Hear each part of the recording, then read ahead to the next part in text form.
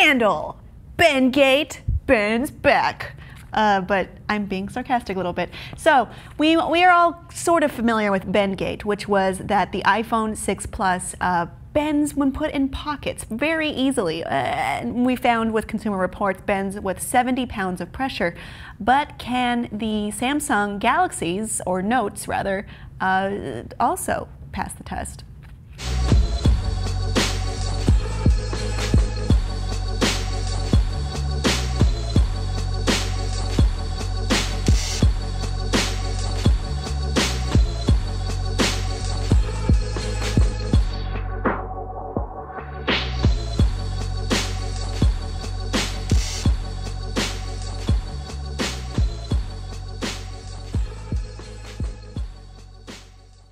All right, so there you have it. The Note 4 does bend a little bit, and funny enough, it's in the exact same spot as the 6 Plus.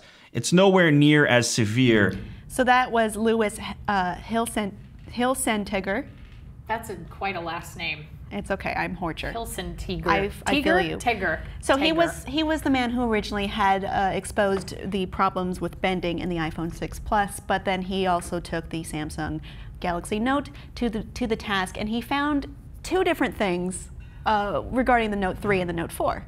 Yeah, this is, okay, so originally this guy was the one who kind of started the firestorm of Bendgate, or there's like a million different hashtags I've seen for this. Or Bendagazi was the other one that I think I saw, and I was just like, oh, everybody with their puns.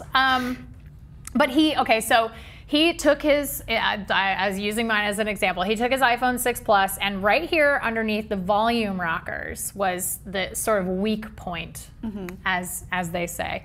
And he applied quite a bit of pressure to it, and it bent. And then Apple released a statement saying that as of the time of their statement, they had replaced, I think, 9 phones. For me, 9 phones, or even 90 phones out of, 10 million iPhone 6 and 6 Pluses they sold over the weekend, does not strike me as a large enough number to be a gate, like a huge scandal. It strikes me as one of those things where it's maybe a manufacturing defect that happens in lots of different products. And then, okay, so he does this test, everybody freaks out and says, oh, Bendgate, this is the worst thing, Apple's doomed. Everybody loves Apple's doomed, that's their favorite.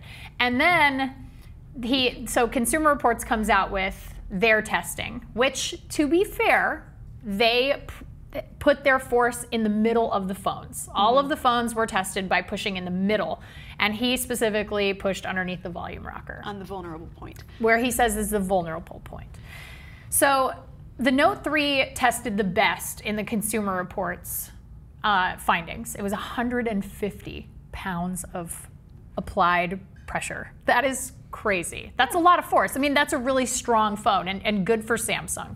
Unfortunately, now we're seeing that maybe the Note 4, not quite that robust. So the Consumer Reports didn't actually get to test the Note 4. They tested the Note 3 and the iPhone 6 Plus. iPhone 6 Plus succumbed to 70 pounds of pressure, which is far worse than the Note 3.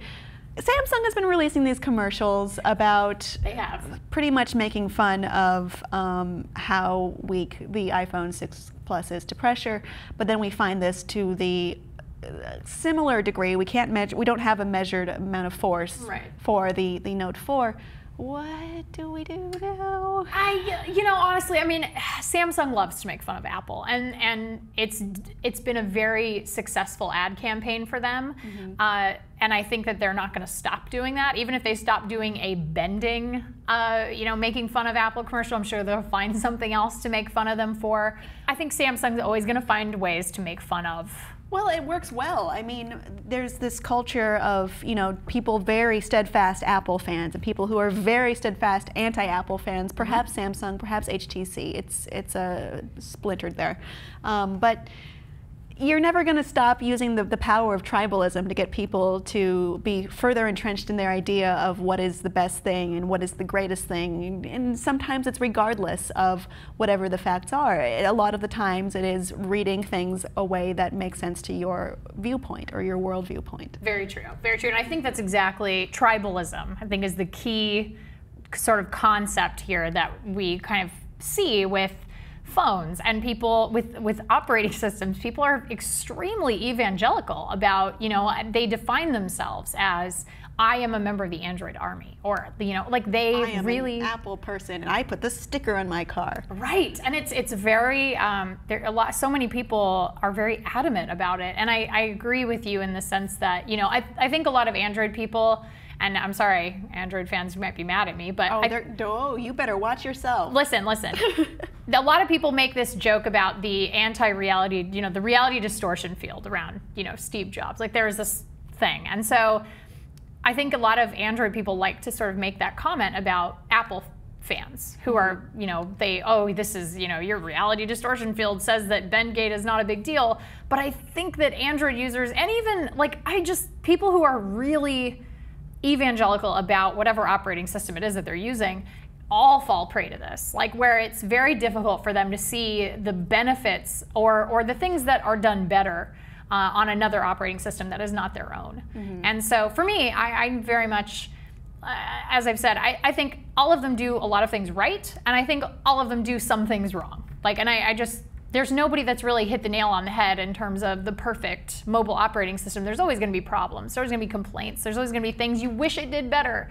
And there are always going to be things that you are super impressed by. But at the end of the day, guys, it's just a phone. It'll be okay. How dare you?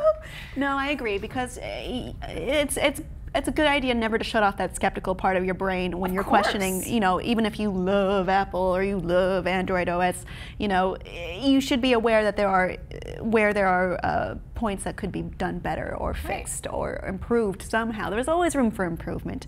What do you think about Bendgate, and then also the counter Bendgate, and or maybe you are opposed to using these hashtags entirely? Let us know what you think below in the comments about all of this mess, and please be sure to subscribe.